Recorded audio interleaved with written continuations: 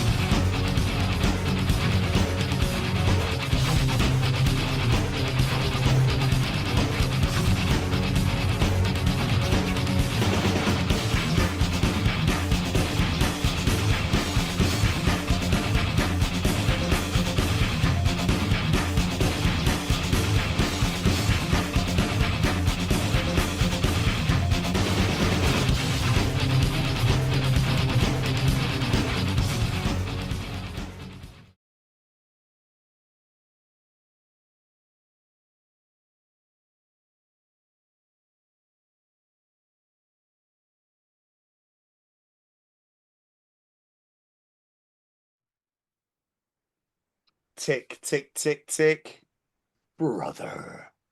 Welcome, ladies and gentlemen, to another Meltdown Monday. And it has been a weird type of week, whether or not we've been here in Manchester or over the pond in the AZ. It's been a very weird week. We have lost a couple of true heroes, true icons, two pop culture legends within the space of a couple of days. And I don't want to bring it down because I want to celebrate them as much as possible. We want to shine a light on them in no other way, and I'm sure that we'll be doing tribute shows down throughout the course of the weeks here at the Meltdown. But as always, just to kick things off, we are sending our love upstairs to two icons that we are going to highlight a little bit on this show. But right now, as always, I'm your Tomcat. I'm going to be repping it here. It's sunny in Manchester. We have just come from the bright, beautiful city. We have waded our way through the full-on Mancunians. It has been Oasis week, and if you are a member of the Oasis fan universe like I am and the vast majority of Mancunians are, you'll know that it has been chaotic to try and get those last minute tickets to see the Gallagher brothers. We didn't even manage it. We just sat outside the fence. Is what it's all about. Sat outside the fence, still listen to it. Still listen. And you win either way. You win either way. We felt absorbed because we weren't just there on our own. There was about 20,000 people outside that fence. It was good. What a vibe, what a memory, and what a family unity that we are, echoing the unity that the brothers have brought back. So, as I get myself ready for an epic week, because this week we are taking a break from our guest. We have fully charged into one of the biggest PLEs of the year that is coming up this weekend. And before we get right into it, it's remiss of me if we didn't introduce the finest man in the room. Yes, ladies and gentlemen, he is rocking that swag like no other. He is a three-time tag team champion of the world and an all-round legend. Ladies and gentlemen, it's Bryan Tom! Woo! Thank you, Tom. That is coming from the three-time UK host of the year and my tag team partner. I would ask you normally how goes it this fine afternoon in Manchester, but we know that we have lost two legends this week. I am repping the black and white for the Hulkster. And, of course, the Rock legend, Ozzy, also left us this week. So, it's we're going to try to keep it up, keep our spirits up today. But, again, my phone has been blowing up for the last hour. Just got the news, and Tom and I had spoke about this off air. But, yeah, we want to dedicate this show to those two legends. And, again, we just wishing prayers to their family during this time. And we will the show will be dedicated to those two legends. So, yes, thank you, Tom, and we appreciate it, man. Let's do a cheers up. As we do on this show, let's raise a glass and raise our hearts to those now sat above us in heaven. Ladies and gentlemen, the iconic Hulk Hogan and Ozzy Osbourne. We dedicate this show to you. Wow. What a way to start our show, because literally we only got the news about half an hour ago. You guys are going to pick this up on our Meltdown Monday, but right now it's Thursday afternoon here in Manchester. It's Thursday morning across the pond. So we're literally just getting the news in, and it is something to truly reflect upon, because especially for being a wrestling community, a professional wrestling universe that we are all a part of. Hulk Hogan, as Brian laid it out to me earlier on, was definitely the Babe Ruth. So I want to hear from you guys. Send us your messages to our Instagram page at the Meltdown Official and give us your favorite Hulk Hogan memories over the years, because he has been blessing us with them for the past, what, 40 plus years. Definitely, yeah, near 50 years. So there has been epic moments, whether it was being in the yellow and the red, or the black and the white, and everything in between. He hit it on all cylinders and will never be forgotten. Hulkster, this show's for you, brother. So it's SummerSlam week, and we are ready to take you guys on a little preview trip, because this is the first time that SummerSlam is going to be hitting us with not just a one punch, but double fist. Bang, bang, two punch. It's Saturday and Sunday night of this week. It's SummerSlam New Jersey. They are going to be taking over the East Coast, and it is going to be the hottest party of the summer. I'm going to quickly run through the match card as we've currently officially got it from the WWE. They may add some bits in on the Monday and the Friday before the show, but this is what we got. And between Brian and myself, we're going to dissect SummerSlam and give you our personal thoughts, as well as a couple of different games that we're going to throw down the mix, as we always do here on the Meltdown. So as it currently stands, this is what the SummerSlam card looks like for 2025. We have got the WWE Championship street fight as John Cena battles the challenger, the American Nightmare, Cody Rhodes. That's from the SmackDown brand. Heading over to Raw, we have the World Heavyweight Championship as Gunter, our very own ring general, takes on the best in the world of CM Punk.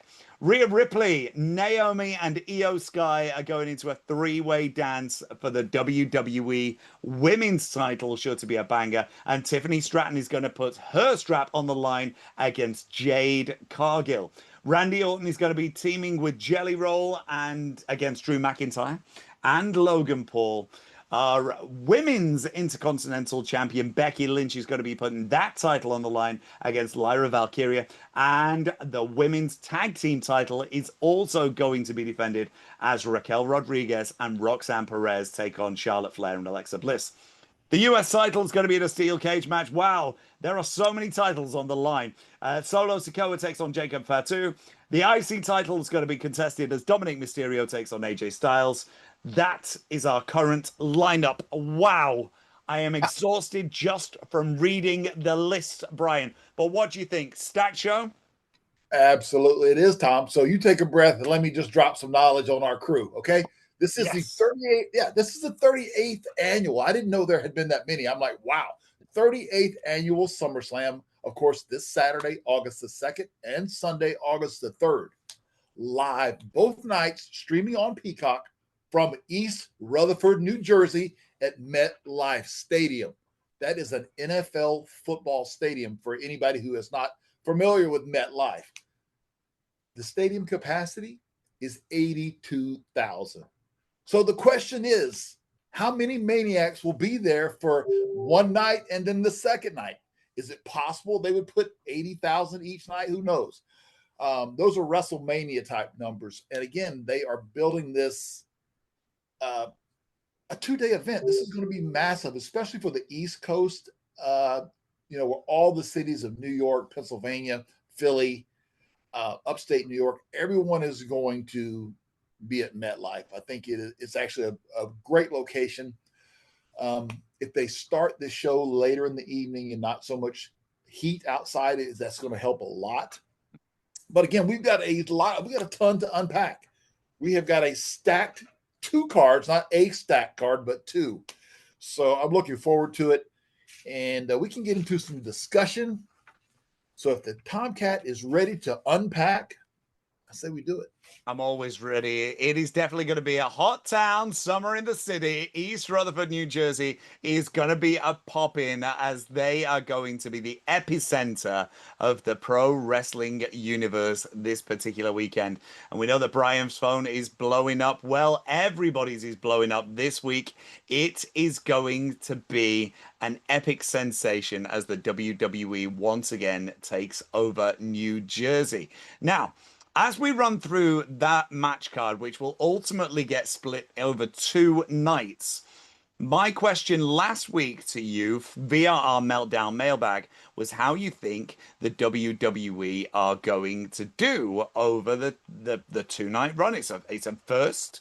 They are putting it out there, and I think looking at the projected numbers right now, they are going to have an exceptionally busy and very financially rewarding weekend. Now, as Brian just laid out to you, we want to hear from you. Yes, our Meltdown listeners have got the opportunity running all the way through until Saturday morning to get their predictions in. How many fans do you think that the WWE is going to shoehorn into MetLife Stadium over the course of 2 nights? We need your estimated guesses for not just one night, not for night two, but for both of them combined. That's what we need. The person, the individual, the very talented listener, and yes, Meltdown member that can come back to us with an answer that is nearest to the pin is going to win a beautiful prize package straight out of the hands of the babe himself. Yes, Brian's going to dispatch that straight from the Belm Shelter in Arizona. So get your guesses in now. But there's lots of topics that I want to talk about on this show today, mate. There is loads to unpack. I sent you a full list over. We've been batting and forth about our own personal opinions. And one of the things that I wanted to talk about first is an individual that has yet to be booked on the show. In fact, there's a few that have yet to be booked on the show, and I'll go through a list of them in a little bit as we progress through. However, right now, there seems to be a gaping Roman Reigns shaped hole in the SummerSlam proceedings. What do you think about Roman Reigns and how he is currently depicted on WWE TV? Has he got that special attraction status that was held for people like Hulk Hogan, held for people like Andre the Giant, held for people like The Rock? Has he got that special attraction status that he doesn't need to be booked on this show? Or should he be booked on this show? Well, I think he should be booked on the show. As far as that status of a special attraction, it seems as though they have been building that for years, trying to get that label on him. And, he's talented enough to definitely carry that label, whereas he would just be on certain PLEs. But my problem with it is that I think that if they're going to do that, they still need to be consistent in showing him, whether it be an interview, whether it be a vignette, whatever it is, he's still, his face still needs to be on every show.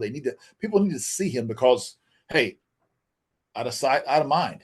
You want people to still be talking about him with the question of like, well, what if Roman shows up? What if he does this? You want to be thinking about it. So that's what I would do. And I'm sure that they probably will, but I would keep him in the forefront if they want to do that special attraction with him. I think it could happen. I think his superstar just shines so brightly, especially after that multi-year reign as champion. Even with that coming to an end, he doesn't necessarily need that title, but I think that his star power is massive. But as you said, he needs to be in the mindset of the WWE universe whenever possible. Now, here's a question for you that I've not actually put on our list. But with the injury to Seth freaking Rollins and the way that the pivot happened last week on Raw, could we have seen the Architects take on the big dog in East Rutherford? That all depends on the severity of his injury. Mm-hmm. I was thinking if it's just a strain of an MCL, something of that sort, it's possible he could come back. I think it's going to be tough, man. I think it's going to be tough. I think I didn't know whether or not that might have been in the plans prior to the injury, whether or not they were going to be setting up for the two. But by the looks of it, and from what we saw on Raw last week, it could be that we get put together a very last minute match of Roman Reigns and main event Jey Uso, also not booked on the card, against Bron Breakker and Bronson Reed, led by the wise man Paul Heyman. So that could be something that we do get to see added into the mix a little bit later on as steps progress towards. It could happen on Monday after you guys listen to our Meltdown Monday. But speaking of Jey Uso, I wanted to ask you what your impressions were of the experiment, the Jey Uso experiment as world champion. How do you think that ultimately paid off for them? Did they end it too quickly? Was it something that they had backlash from fans, from media, from supporters? Was it the right idea to put the title on Jey? Well, from a merchandising standpoint, yes. I mean, it made tons of money. It's still making money, and it will continue to make money. Yeah, exactly. But I still, in my opinion, is that I think it was too much too fast. And what I mean by that is he had tons of experience as a tag team specialist, multi championships with his brother. I just think they would have been better off because I think he's massively over. I just think that if they would have just waited and let him chase the belt versus putting the belt on him, I think it would have been a much better experiment. Um, it's still not too late to really make a massive impact with him going forward. He's still going to be over, and I still think he has a big run ahead of him. But right now, hopefully they'll look back and go, yeah, we did that too fast. We should wait a little bit. He's over like Rover. One of the features that we are going to come to a little bit later on in the Meltdown is Brian and I are going to bat it out to find out who we personally think are our top 5 most over performers in the WWE right now. And we're going to see if we can mash it up. For me personally, I felt that Jey is definitely main event. However, I think, and it's really, really difficult to say this, I think he's currently at the B plus level. And this is from my own, this is not the view of the Meltdown. This is just me speaking to you from Manchester. B plus right now. The reaction that he is getting, he is over like Rover. But I feel the flip flat and the hot potato that they did with him with the Intercontinental title and with Bron Breakker last year didn't do him any favors leading into the build up to the Royal Rumble, build up to WrestleMania. For me personally, I would have left him in that position, building and simmering and building and simmering with the Intercontinental title, holding that in a face role, get defeated marginally, and then go on to win the Royal Rumble next year and then be in that spot. You don't know. Timing is a weird thing when it comes to professional wrestling. Sometimes you wait too long and it doesn't mean anything from there. Sometimes they fire the gun too quick, and because they fired the gun too fast, you've blown it. You've done. It's really, really difficult, and there is never a time where it is absolutely perfect. But for me, unfortunately, I just think it was just it was just hit too quickly, and I don't see right now what it has done for Jey. So when it comes to my own personal opinion of the Jey Uso experiment, I was not a massive fan of how they, as a company, dealt with Jey Uso as a performer. Nothing to do with Jey's performance. Jey is top level. The way that he can keep those fans in his hand for the duration whenever he's on screen, he is top talent out of the ring. I just think the way that he has been projected on our screens could have been just that little bit extra sizzle. He has got all the stake in the world but we just need to fizzle it up a little bit. Now, Brian, seeing as we're talking about SummerSlam, I want to just bat it over to you to just take you back a little bit and your own personal experiences when it comes to the hottest party of the summer. Talk to us a little bit about what it was like in the mid-90s, being around the business and the build-up to SummerSlam, most notably SummerSlam 94. You were well in the swings of Adam Bomb and everything that it brought to the table, and smiles on my face from sitting across the pond. Talk to us a little bit about your own SummerSlam experiences. Yeah, SummerSlam is a massive buildup. I mean, there's WrestleMania, Royal Rumble. Back then it was the Big Four.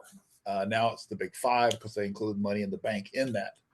But SummerSlam was always a big event and big turnout, just like it will be in New Jersey. My experience, I did work a match in SummerSlam at the United Center in '94, and it was the grand opening of the United Center, which is the home of the Chicago Bulls for basketball fans out there. And I was coming back from a shoulder surgery injury, and I was probably 8 weeks post-op, and had a dark match and a great reception, really electric type atmosphere. So I enjoyed it. I wish I would have been 100% healthy. I felt like I was close, but still not quite there. But that was a great way to test it out. That's sort of the way they did it. There was no performance center. There was go on the road and work it out, or either, hey, we'll put you in a dark match and let you test it out. And so thankfully for me, everything went well, and the shoulder recovered, and I was able to continue on. But yeah, always a good experience with SummerSlam. And again, it's going to be electric both nights. Now, a 2-night event in the open air of East Rutherford, New Jersey. So, I mean, those fans will really, as a matter of fact, a good friend of mine and my agent, Mr. Nick Christie, is taking his wife to the show. And so, because she's never been to a live event, and what a great event to take her to. So yeah, it's going to be fun. Looking forward to it. I'm definitely going to be glued in both nights because I have to report back and know that I put the boots to the Tomcat and I went over on my picks. Absolutely, mate. Well, we're going to come to the picks a little bit later on, but just as you were talking about the open air stadium, have you ever performed in an open air stadium? I have some baseball stadiums, different areas. I can't really recall the name of them. Some in California. I'm sure there were a few if I would go back and look through my history. No really 70 or 80,000 type seat venue, but definitely some smaller open air arenas. Yes. Did it compare differently to working in a closed arena? It does. The acoustics, the way the pops bounce off the walls and stuff. Mm-hmm. I personally prefer an indoor venue with a solid roof, and that's just me personally. But there is a cool feel to being outside. That it's a good change of pace. So why not? Absolutely. Why not is definitely the question. And that was actually a point that myself and my wife were having a discussion about the Oasis concert, as we mentioned at the top of the hour. Right. We were in an open air park, Heaton Park, massive park in Manchester. There was 80,000 plus people that were jam-packed into the park. Incredible atmosphere, but I do feel that when going to concerts, I personally echo your sentiments. I like it when it's nice and enclosed. The audio is crisp. The lighting can be controlled so much easier. You can get the effects that you want to from working in a space that is not dictated by sunlight or rain or everything else. And of course, we want to make sure that it doesn't chuck it down, and we have to get the ponchos back out, because that vision of WrestleMania with Michael Cole and Samoa Joe stood ringside in ponchos is indelibly etched into the crevices of my brain, as I'm sure it is with them. Well, let's carry on from looking at it from the top of the card, and how the utilization of Gunter as a stoic world champion has been projected by the WWE. Do you enjoy how the WWE is currently putting Gunter on our screens? Not 100%. No, I preferred, if I look back 6 months ago, 8 months ago, I really thought he was on such a roll and they had built his character so strong. And it just feels like since I don't know, there's just been a change of the way they're using him a little bit. Mm-hmm. And unfortunately, it's making him look a little soft. And I know he's not. I mean, he's a great brawler. He can do everything. He's one of my favorites. He's in probably my top 5 favorite performers currently. So I'm not crazy about the way they're using him. That's just my opinion. I'm a big fan of his work. So we'll see. Hopefully they can get it correct. He's got every tool there is to be. His interviews have gotten better. He's better on the mic. He's more at ease in front of the live crowds. And so it's just, I think that they need to put some more steam on him. Mm-hmm. That's what I think.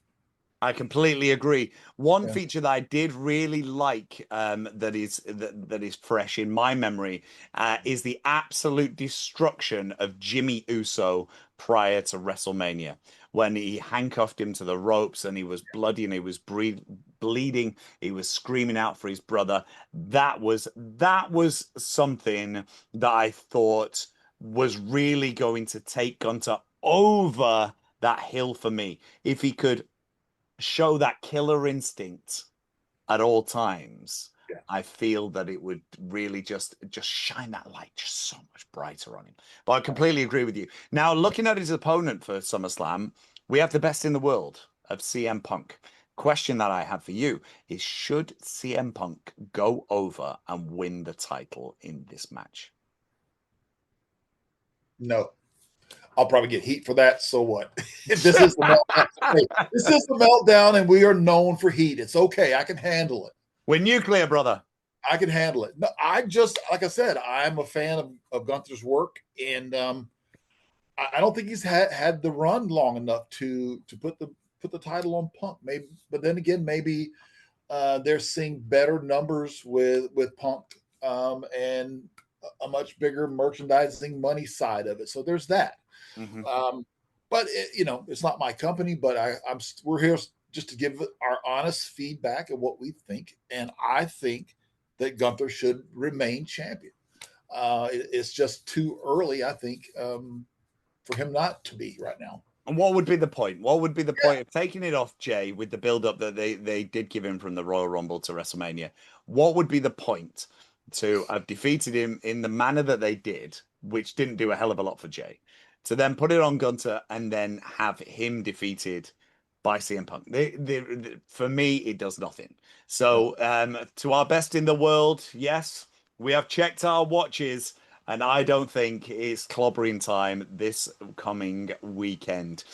We will see. However, and I know that it's a thing that is projected on our screens within promos on Raw, in that he came back because he wanted to main event WrestleMania and he wanted that final world title. I just don't think that CM Punk needs that title to be in the position that he is currently in, on the programming, backstage, and in front of us as paying customers in the arenas around the world. I don't think he needs that title. I think that no matter where you put him on the card, he is still going to be a top draw and a name that does everything for the company. So no heat, brother, albeit that's what we're all about, is a little nuclear blast.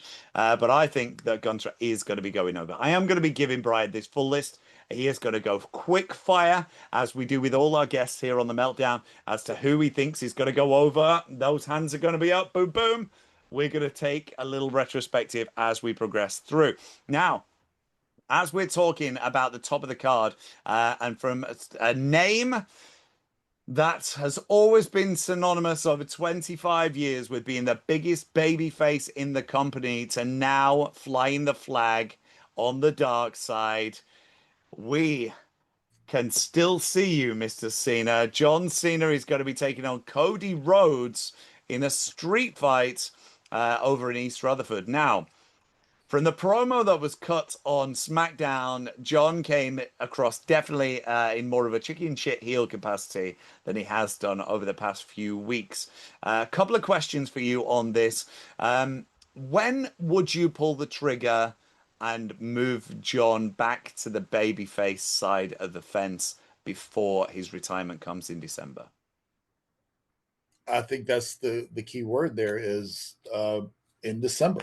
Uh, I I would let him run as he's going right now. I like the countdown of dates. They show that every week where he has it could be an appearance, it could be an interview, it could be a match, whatever it is. Every number is going down. You know, and so I like that concept. Um, Definitely keep the title on him right up until he's almost finished, and then find a great way to turn him back, because there's a million ways to turn him, especially with some of the heels that we have in the company. That's what I would do. I think it's good that he has embraced this and is working with it, just as we spoke at the top of the show. Look at Hogan, for example. How many years he was, the red and the yellow, and it was exactly right there. You're looking at Hulkamania, and it was everywhere forever until to the point where people were like, okay, I'm tired of this. I've had enough. And then he hit the black and white, and look what happened.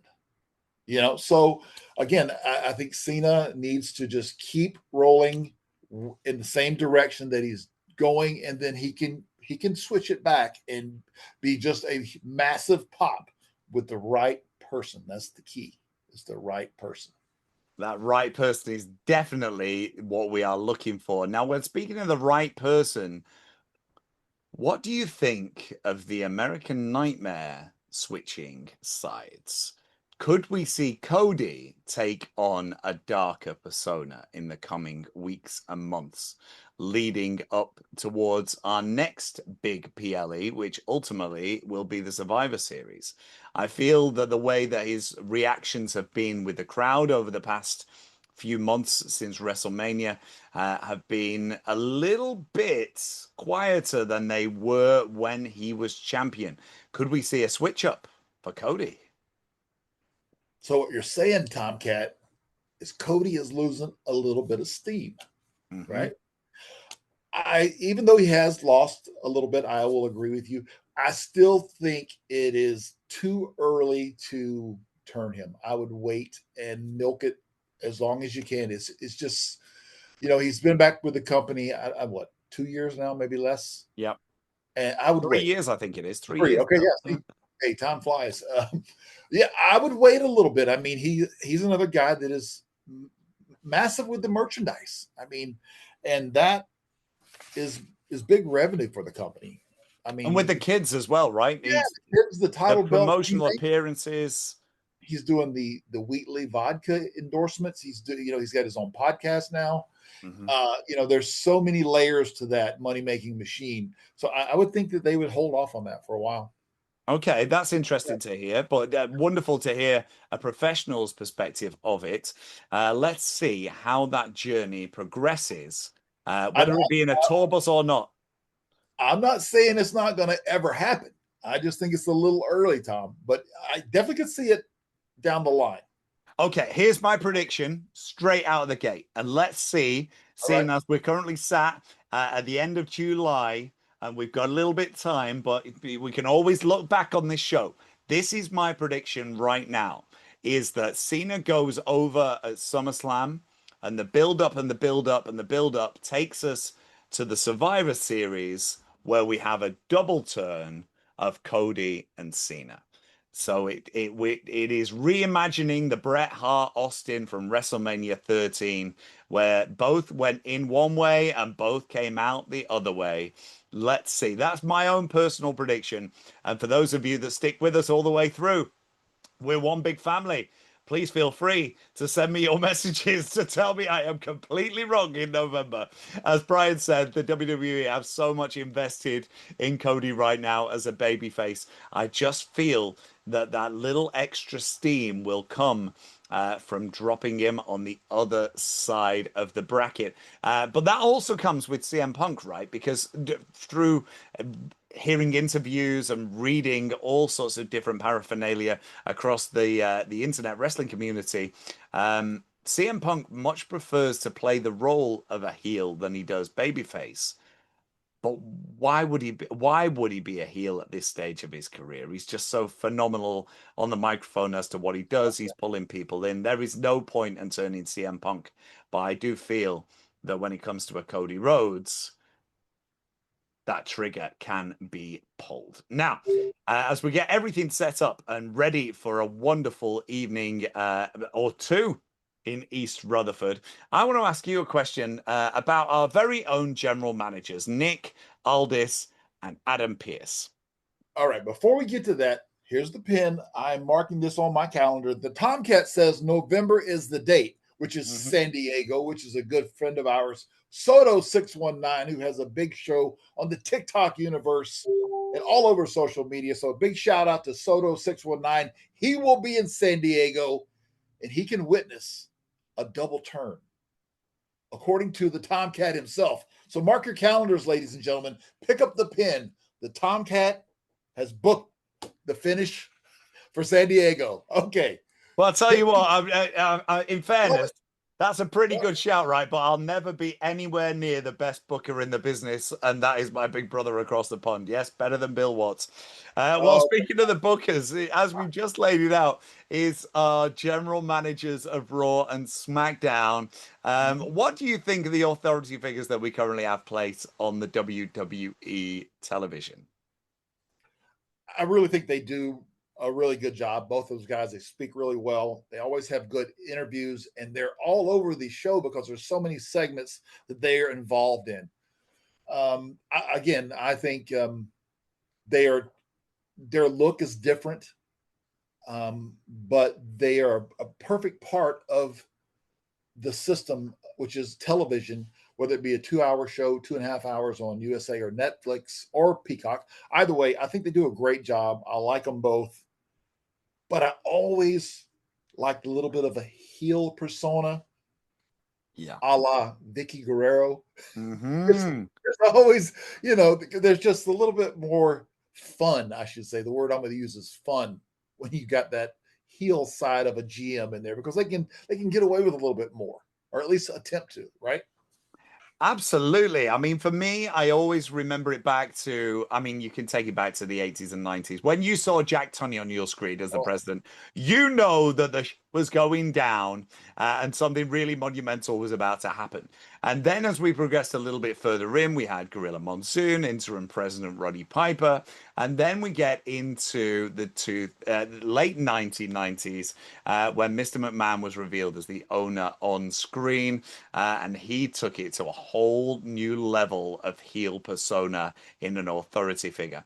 But the two I always really thought worked well against each other, batting it across the screen, was Eric Bischoff as Raw General Manager and Stephanie McMahon over on the SmackDown side. Stephanie portraying the babyface, and Eric as that villainous heel, which seems to come so naturally to our friend Eric. He's awesome.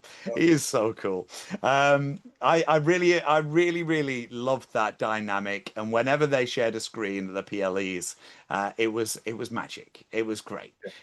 So I completely agree with you that one of the two should just have that little edge, just that little dark side, right? Yes. And again, big shout out to Eric. Yeah, he always did an amazing job as the GM, but also another big shout out to our friend Teddy Long. Teddy was magic on SmackDown. So there's been so many really good ones. So yeah, I agree with you on having a little bit of flavor as far as face heel GMs. No, I need to. I'm so sorry, Teddy. I am remiss for leaving out your name. And please, please, don't book me to go one-on-one with the Undertaker. Yes, leave that at home for me, brother. Now, speaking of going one-on-one, I want to ask you a little bit of what we see under the feet of our performers who are going one-on-one in the ring. What are your impressions of the WWE as of the year 2025, utilizing the canvas for advertising space?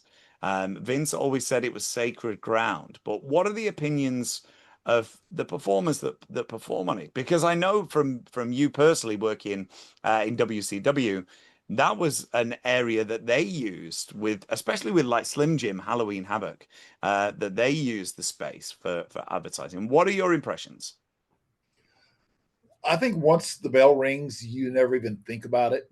Hmm. Even though you're on that canvas, part of the match, I just don't think it makes a difference. Visually, yes, the fans see it. For example, me here in Arizona, I get a couple of shows, AAA and CMLL, out of Mexico, and I'm seeing their matches are covered with advertisement. So it's just an advertisement uh, way to create more cash flow, sponsorship, more ways to make revenue. So once you get in the ring, you never think about it. No matter if it's a nitro on the canvas, a nitro, yeah, there's just you don't think about it. Don't think about it at all. Not really. No, once the match starts, the bell rings, man, you're focused on what you have to do and getting everything in, getting the match over. So if it's a way to generate money for the company, why not? Go for it. And it is Yeah, constantly on screen. That yeah, is a massive billboard for a yeah, variety of different companies. So if you can create a little dollar and get that cash register ka-chinging, then go for it. And sure. Bryan knows all about that as we are ka-chinging on our very own sponsorship. So if we've got a few irons in the fire already, that's going to come across the airwaves to you as we progress through our journey on the Meltdown. And if you would like to be considered as a sponsor, please do get in touch with us, whether it be on our Instagram page, The Meltdown Official. Drop us a little DM and let's see if we can hook you up with something really special for your business. Now, the WWE is a mega business. It is a huge juggernaut. It is the number one company and has been for years in the sports entertainment and professional wrestling world. But one question that I do have for you is how the WWE treats the tag team division. Because looking at it right now, both sides, whether it be Raw or SmackDown, do not currently have a place holding on the SummerSlam cards for its tag team champions. Is tag team wrestling in the WWE dead and buried? Great question. I don't know. I wouldn't say it's dead and buried. It could easily be revived and built to the semi main event of every card across the country, but they've never done that. And if you No. look back through the history of it, they would just throw two people together. Next thing you would see Bob Holly and 1, 2, 3 Kid as the tag champs. You're like, what the hell happened? Yeah. Or you know what I mean? I just think there's ways to build that division. It needs a revamp. At the least, it needs to completely be rebuilt. There are some great teams in that company. Some just need some extra work, some seasoning, but they can get there. I see the talent on some of these guys, and I just think. But I do. I wouldn't say it's dead, Tom, but I would say that it definitely needs to be looked at. Yeah, it needs a little work, right? I Because, completely agree. yeah, well, think about the days of demolition, and I know I'm going back a ways for a lot of our listeners, but even through the late 80s through the 90s, there was always, and then of course, if you look at a WCW promotion, the tag teams meant something. Those they were semi-main events almost always. And I just sort of feel like that's the spot for those. If they want the titles to mean what they are supposed to mean, the meaning of a tag team championships, push them up the card. 1,000% agree. I mean, if you look, even if we just take SummerSlam as a main target and look back at some of the most iconic tag team matches that happened at SummerSlam, whether it be the Hart Foundation against the Hart Foundation and Demolition, which was the big 2 out of 3 falls match, SummerSlam 90. Absolutely epic. Go out of your way if you've not seen that match. That is tag team wrestling storytelling to a T. Progress a little bit further through into the 2000s. SummerSlam 2000, the Dudley Boys versus Edge and Christian versus the Hardys in the very first TLC match. How over were those competitors? Yeah. It just, for me, seems to be too much on the back burner too much of the time because the talent is there. It's just how it is positioned on the card, how it is completely projected out to us as viewers, and how it is viewed by the company itself. For me, I completely agree with you. I hated when they would just bundle 2 guys together and throw the tag titles on them. It did nothing for me. I hated that. Yeah, I also didn't like it when you had a team that didn't act like a team all of the time. I loved it. I love the Hart Foundation. I love the British Bulldogs. I love the Legion of Doom, the Rockers. They were all massive stars to me. And as we progress and got a little bit further, even how WCW handled their tag team division. Look at my tag team partner and Brian Adams and how Chronic was truly put onto our screens. Attire that flowed beautifully with the barbed wire effect flowing through you. The music was synonymous with the team. You both looked incredible, dominating forces in that ring. You looked like a well-oiled machine. That is what the tag team division needs to be. Oof, I can get off my soapbox now. But yeah, looking at that, and I want to reel some names off to you. Sure. Because some of these guys have yet to be booked on the SummerSlam card. And I just want you might grab one and say, I would love to have seen them do something with him or her on this particular show. But the talent depth for WWE is so deep. It's tough to find a spot, but it's 2 nights. Let me see. How do you not get that much talent? I mean, I see what you're saying. It's crowded at the top. It is. Yeah. So we're not doing. Are we going to do our top 5 now, or do you want to go? We're going to do our top 5 in a minute. Okay. But I'm gonna bring these stars that have yet to be booked on SummerSlam. I see that. Okay. Up to the front, and let's see what your opinions are. So currently, not booked for SummerSlam 2025. Roman Reigns, Jey Uso, Sami Zayn, Karrion Kross, Aleister Black, Rusev, LA Knight, Bianca Belair, Chelsea Green, Stephanie Vaquer, Penta, Rey Fenix, Andrade, Ron Killings, Bron Breakker, Damian Priest, Finn Balor, Asuka, Sheamus, Jimmy Uso, Bronson Reed, the Wyatt Six. The list goes on and on and on and on and on. How did they... so difficult to put it into a question. Well, no, I get it. How would you feel being on that list and not having a spot on one of the biggest shows of the year? Yeah, it is a little heartbreaking, honestly. I think, though, some of the people that you named will be involved in some of these big matches. And who knows? I mean, this has happened before, a last-minute battle royal or something, an 8-man tag. There's ways they could do stuff with a lot of the people that you mentioned. But I do think that some of the people on that list will be, whether it be interference, whether it be walking out with someone, they will get a little bit of a rub in some of that SummerSlam ring time. Yeah, exactly. There we go. Get a little bit of camera time. So yeah, a couple of them, I don't think they're ready. And I say ready, I just, as far as being over enough to be on it. But a lot of those will get some airtime, in my opinion. Well, you just said the key word there, brother. Over.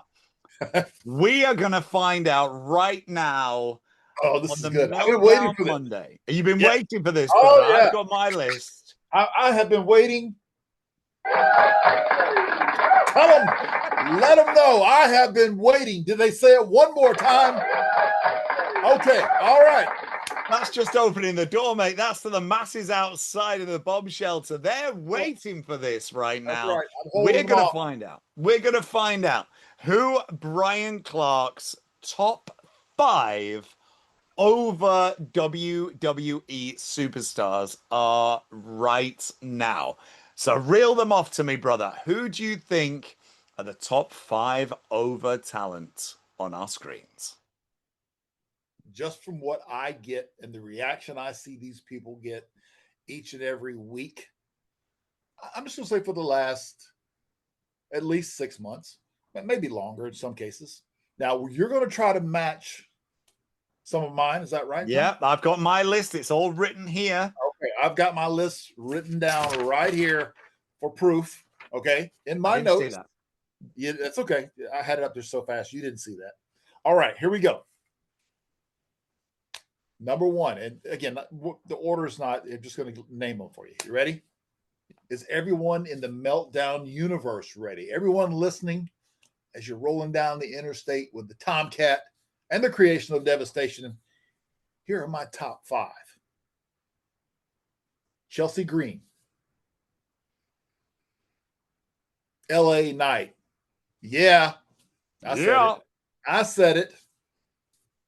Karrion Kross, Stephanie Valkyrie, and the new beast in town, Braun Breaker. Very good. What a list. What an absolute list. Very interesting. You pulled out some names there that I thought exceptional talent. Yeah, the reactions that they're currently getting on screen have been next level. Looking at my list, Come I've on met now. you with 2. Oh, okay. 2. Okay, so we matched up. I want to see how much Breaker. Yeah, let's go. We matched up on Braun Breaker. Okay. And LA Knights. Okay. They were 2 that I think are over like Rover. Number 3 for me, CM Punk. Over to eternity. Yes. A name that we talked about at the top of the show, Roman Reigns. And number 5 for me, you had your Chelsea Green. She ate anything on mommy. Rhea Ripley is over like Rover. She can just appear and the crowd goes insane. Her visuals on screen, the way she can just move her head and angle her body, exceptional. Rhea Ripley for me was actually the top of my list. So we married up with 2, brother. Here's the thing, Tom, is that the people, everybody that you named and everyone that I named, there's a commonality between all 10 of those. Every single one of those people we both named gets a reaction. They get a pop every time they do something. So yes, I think every one of those, both of our lists are money. Money, money, money, money, money. And just like Shane McMahon, here comes the money, because we are going to lay our hands up as we do each and every week. But this week is very special for our Meltdown listeners, as I'm going to put Bryan under the spotlight and find out his ultimate guesses when it comes to SummerSlam 2025. I'm going to give you the match card once again, mate. We're going to go thick and fast, and we are going to get your guesses. So what we're going to do, so the edit is beautiful and capped. We are just going to ask you just for the name.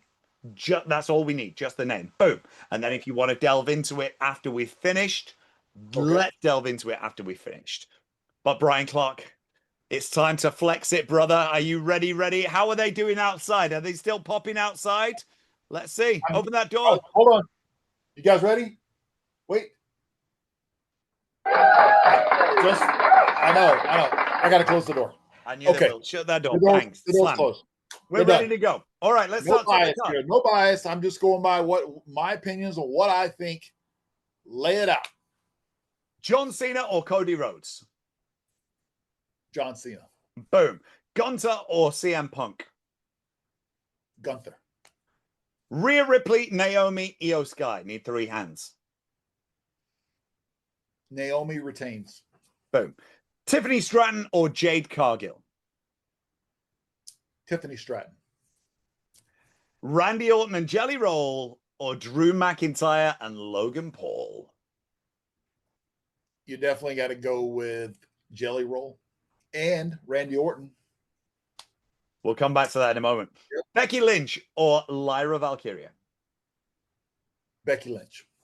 Raquel Rodriguez and Roxanne Perez or Charlotte Flair and Alexa Bliss?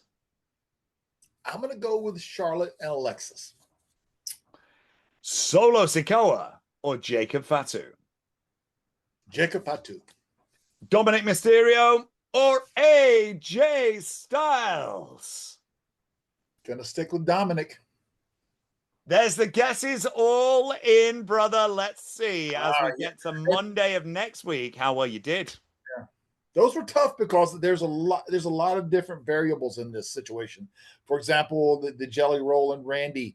There's the whole media side of that where we're getting new eyes on the product. Maybe casual viewers, people who are Jelly Roll fans, Logan Paul's YouTube success, all those eyes are on the product. Maybe they're not normal every week watchers, but for SummerSlam, they get more eyes on it. And so I see why they do that. A lot of my picks were based on who I think should just continue with, for example, champions, some of the U.S. title and some of those matches. That's why some of my picks were what they were. So let's dig into it. What do you got there, Tom? That is a strong smorgasbord of selection there, brother. That is all the S's. Yeah. Now, just while we're on it, and because I did mention it, I want to just touch on the Jelly Roll, Randy Orton, Drew McIntyre, Logan Paul match, which I think will have a lot of eyes on it. It's big media interest. Was it the Jimmy Fallon show that they appeared on last week? Jimmy Fallon, Jimmy Kimmel, something like that. It was one of the big US talk shows. Yeah. One of the little Jimmys is all we know. One of the little Jimmys. He was there. Now, I'm going to take you back to 98 because as WCW rolled into Sturgis for Road Wild, it was the legendary Hulk Hogan and Eric Bischoff against Diamond Dallas Page and Jay Leno.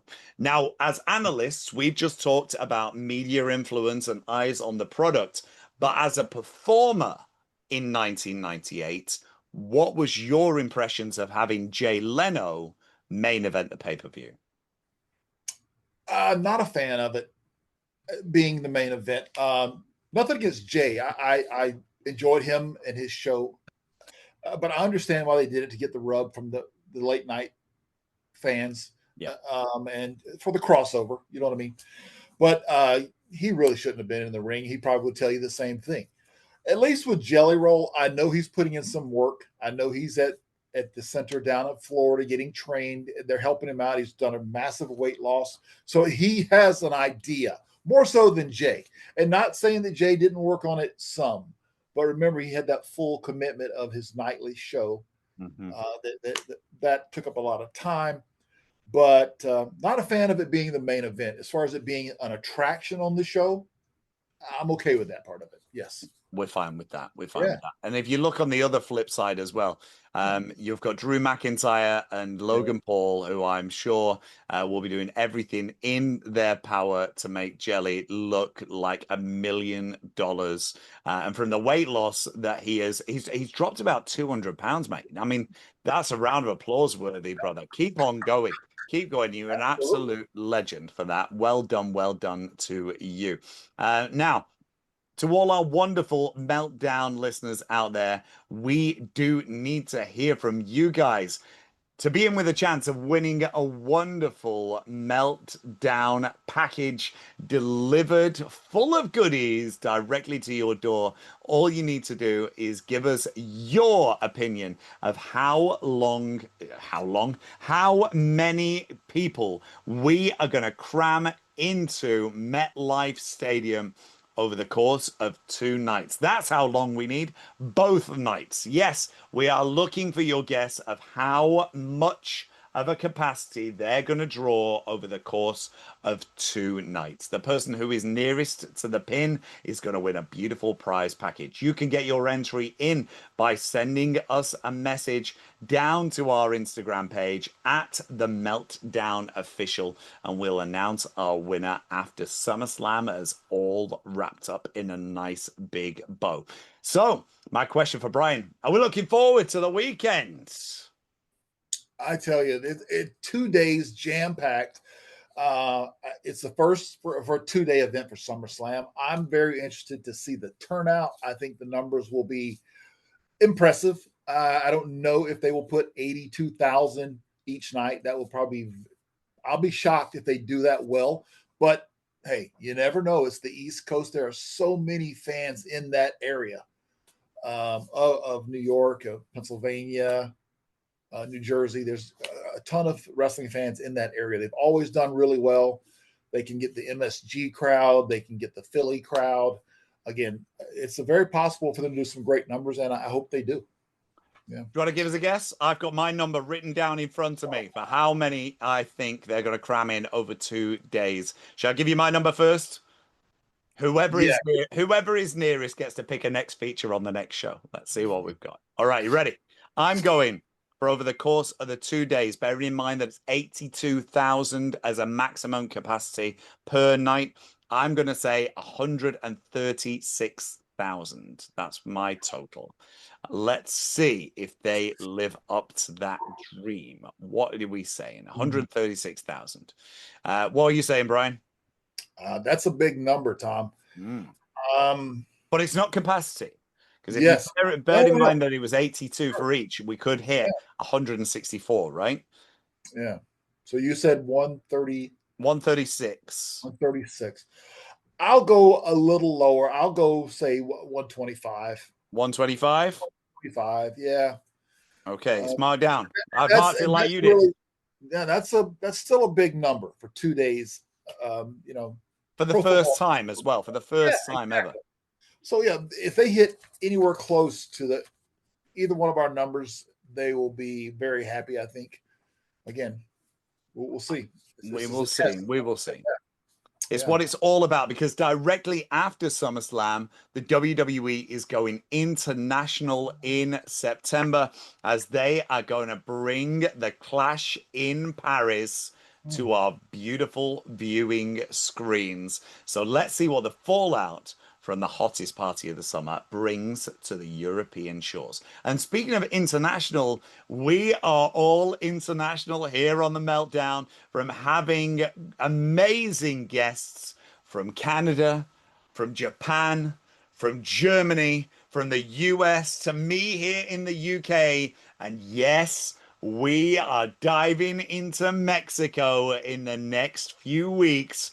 Get ready, because the announcement is going to be huge. Oh, so much so, I think I need a swig of juice.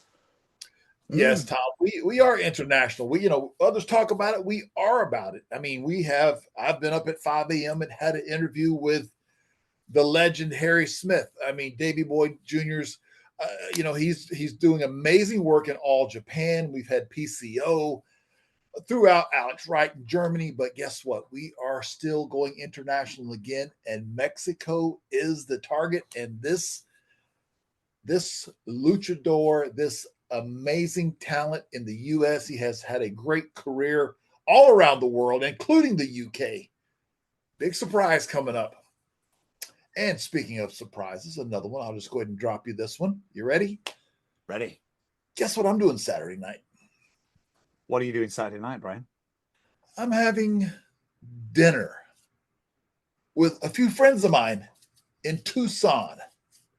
I'm going out to dinner with the sponsor of the latest Wrath 2025 action figure. The guys over at Title Run Toys. We're going out for a big steak dinner, but there's another MMA Hall of Famer, MMA legend. We'll be there with Mr. Don Fry. Woo! My Lord above, that steakhouse is gonna be on fire on Saturday night. So I just hope I could be a fly on the wall. I would give everything to be in that position, to be listening in, because when the Predator speaks, the world listens. It is gonna that's gonna be awesome, man. You're gonna have just the best Looking time. forward to it, man. I tell you, we got to spend some time together at WrestleCon in Vegas back in April, and we need him to pay us a visit right here with the Tomcat. So see if we can get that done. We would love it. The Meltdown universe would welcome it with open arms, as we are branching straight out into the epic world that is entertainment.